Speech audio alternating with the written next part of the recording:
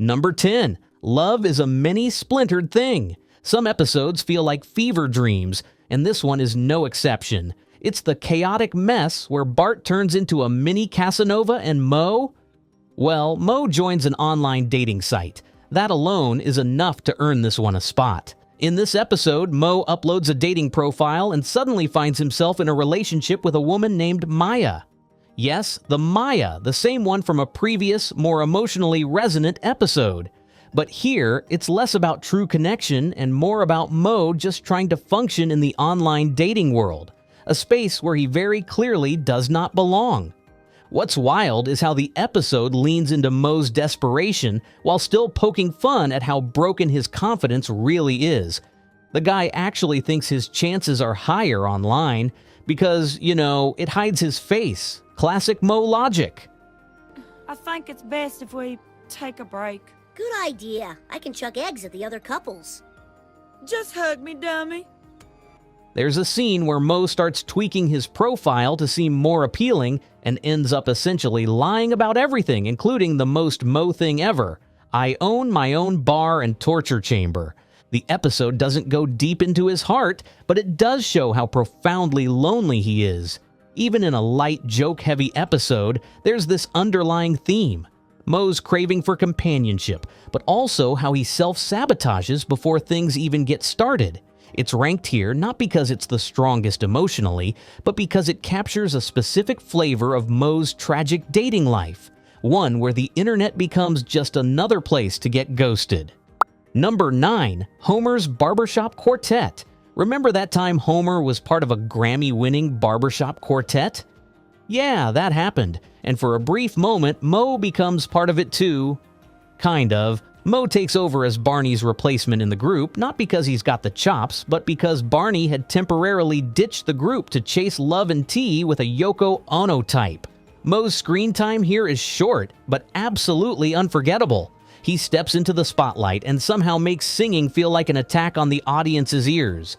There's something inherently Moe about thinking he can pull it off, baritone, charisma, and all, while being completely wrong. That moment sums up a key part of Moe's character. He wants recognition, not for being a great guy or even a successful bartender, but just for existing, just for being included. It's not a deep episode for Moe, but it's symbolic. Moe, the forever outsider, is always on the edge of success, but never the one who gets the prize. Even when he's in the band, he's the last choice. That's why this one's low on the ranking. It's hilarious, but emotionally, it's more of a blink and miss than a punch to the gut. Number 8. Donnie Fatso. Now, this is a sleeper pick. It's one of those episodes where Moe isn't the central character, but what he reveals says so much more. Here's the setup. Homer goes undercover for the FBI to infiltrate Fat Tony's crew. And Moe? Moe casually drops the fact that he's already an informant.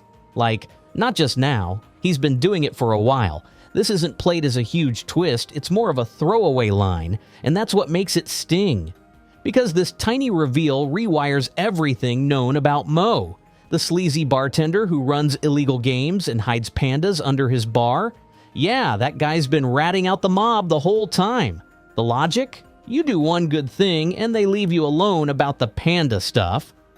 It's hilarious and deeply Moe. He's not turning over a new leaf. He's still knee-deep in sketchy behavior. He's just figured out how to balance his moral bankruptcy with a dash of legal leverage. There's something depressingly clever about how Moe stays afloat in Springfield's underworld. He's a survivor, not a villain, not a hero, just a guy trying to avoid getting whacked while keeping his bar open. It ranks higher because it shows Moe's complexity without even making him the focus, and that's impressive storytelling. Number 7, Pygmalion. Now we get into the big league of Moe episodes, the ones where he actually gets a taste of something better and loses it. In Pygmalion, Moe finally does something about the one thing that's held him back his whole life, his face. After saving Duff from a PR disaster, he's rewarded with plastic surgery. And boom! Just like that, he's hot. Like, soap opera hot. Suddenly, he's not that guy with the cave troll face. He's a leading man. Watching Moe live it up as a soap actor is so satisfying at first. He's confident, smiling, actually pleasant to be around. But as always, Springfield doesn't allow Moe to have nice things for too long. His face gets destroyed in a ridiculous accident, and he's back to square one. Here's what makes the episode land. It exposes just how much Moe's bitterness is tied to his appearance. Take that away, and a different guy starts to emerge. Someone who can be decent, even kind. But once his looks vanish, so does the illusion of a better life. What's left is a man who doesn't just hate the world. He hates that the world only cared when he was attractive. That's classic Moe tragedy. A glimpse of light, followed by the immediate return to darkness. And yet, he walks it off like it was nothing. Because Moe always walks it off. That resilience earns this episode a solid spot. What's especially gutting is how quickly people treat him differently. With a new face, everyone suddenly acts like Moe has worth. The women flirt, the casting agents come calling, and even Homer is nicer to him. And for a moment, Moe starts believing it too. He starts imagining a life where he's respected not for his loyalty or grit or years of pouring drinks, but just for looking good. And that's the trap. When it all comes crashing down, it's not just his jawline that's shattered.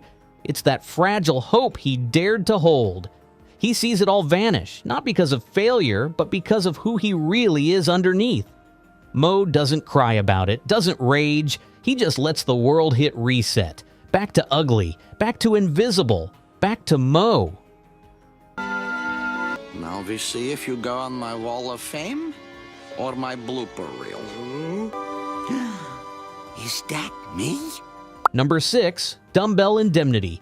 Moe in a romantic subplot? Again? Yup. But this one hits harder than most. In Dumbbell Indemnity, Moe falls for a woman named Renee and actually does something about it. He tries to impress her, take her out on dates, be the kind of guy she deserves.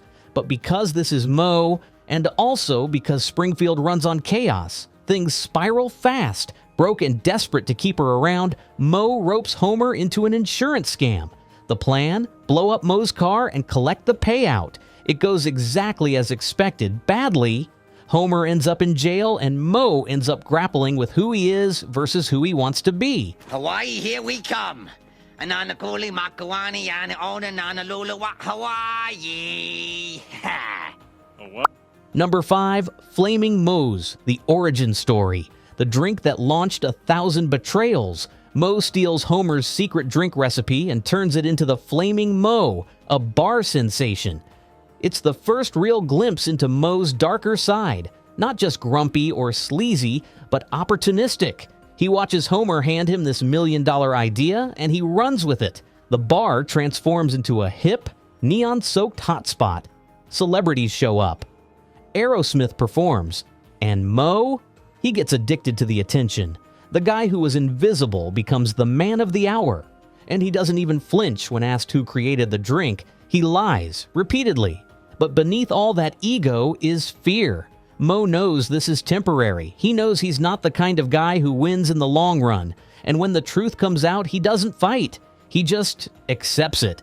The success vanishes, the bar returns to normal, and Moe goes back to slinging drinks for Homer and Barney.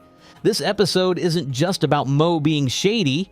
It's about how power changes him and how quickly it's taken away. It ranks high because it's the blueprint for Moe's character.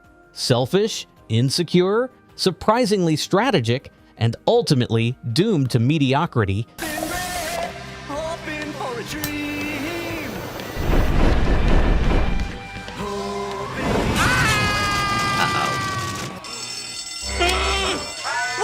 Number 4, Eeny Teeny Maya Moe.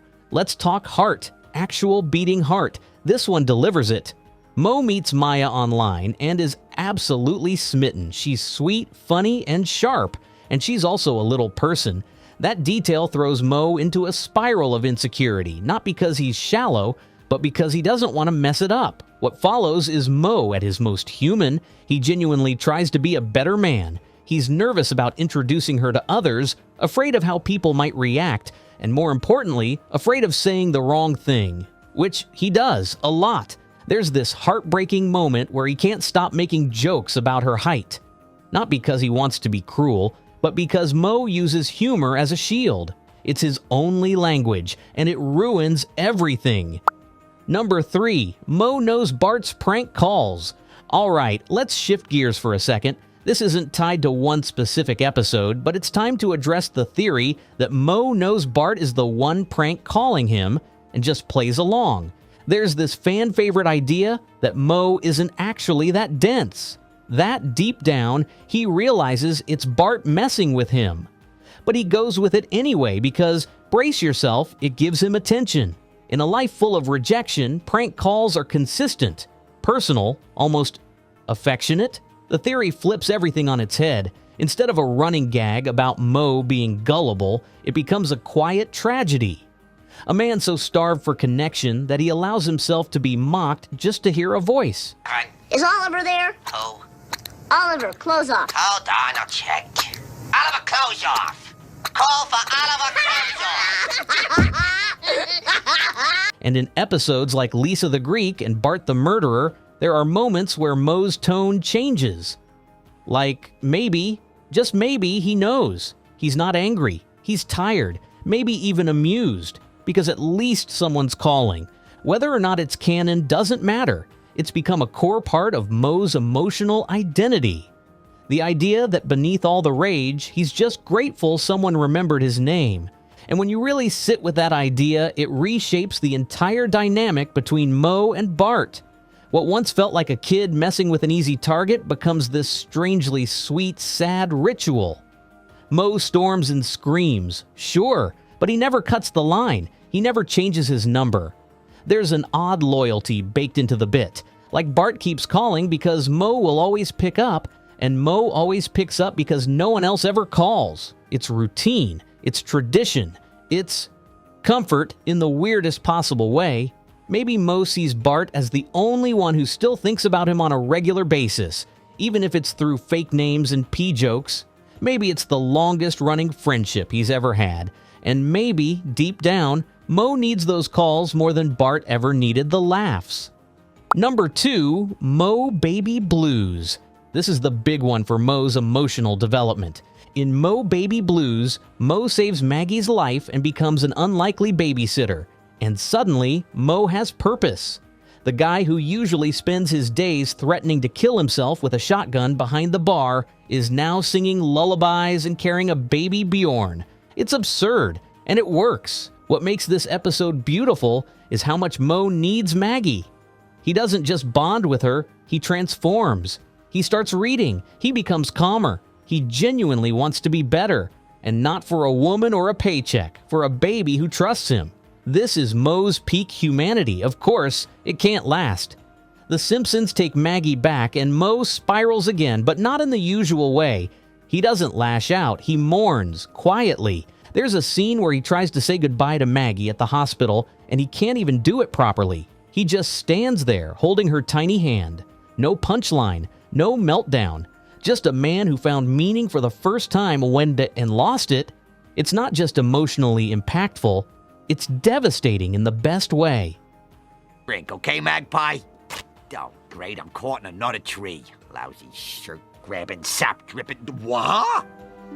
I don't think Maggie wants you out of her life, Moe. Well, I was just thinking, if Maggie and I were in the neighborhood, maybe we could drop by and have a play date. Number 1, and still lonely. Moe is the guy no one expects to grow, and yet he does, inch by painful inch. He's Springfield's punching bag, but also its reluctant protector. He's lost love, botched second chances, and yet keeps the door to his heart slightly ajar, just in case someone might walk in. Whether it's streaking across a baseball field to help Bart, These two men, corpse and gargoyle. We did it! We saved Springfield baseball!